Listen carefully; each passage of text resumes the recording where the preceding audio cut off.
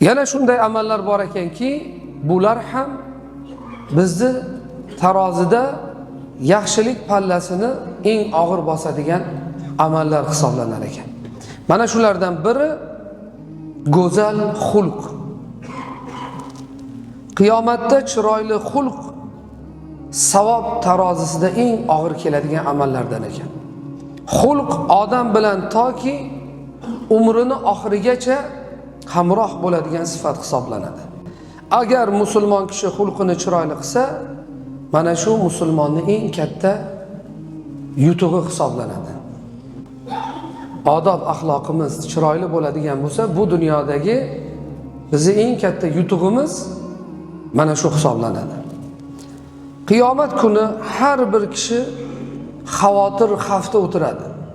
Bor amallaridan ortiqcha yana bittagina bo'lsa ham savob amali bo'lishini orzu qiladi. Tarozisi og'ir keladimi, yengil keladimi intizorlik bilan kutib turadi. Ana o'sha daqiqalarda chiroyli xulqlar odamlarning joniga oro kiradi. Ya'ni hamma amalingiz taroziga qo'yiladi, ammo tarozi bosmay turibdi. Gunoh og'irroq kelib turibdi. Boshqa amal yo'q. Qilgan amalimiz yo'q.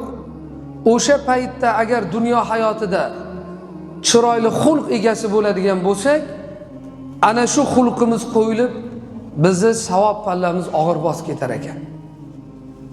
Bu payg'ambar alayhisalomning so'zlari.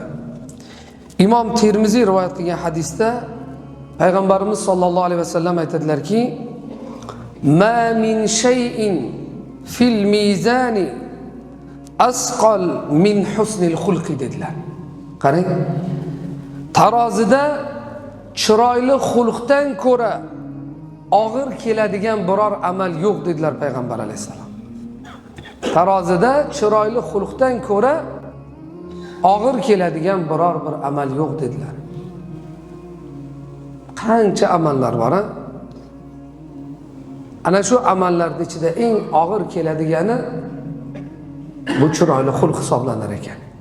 Alloh taolo ham Qur'oni Karimda payg'ambar alayhisalomni maqtab, madh qilib, "Va innaka la'ala xuluqin azim" dedi. Qur'onda aytadi, albatta siz eng go'zal xulq uzradirsiz dedi. Hatto payg'ambar alayhisalom o'zlarini payg'ambar qilib yuborilishliklarini, hikmatini, maqsadini bayon qilib nima dedilar?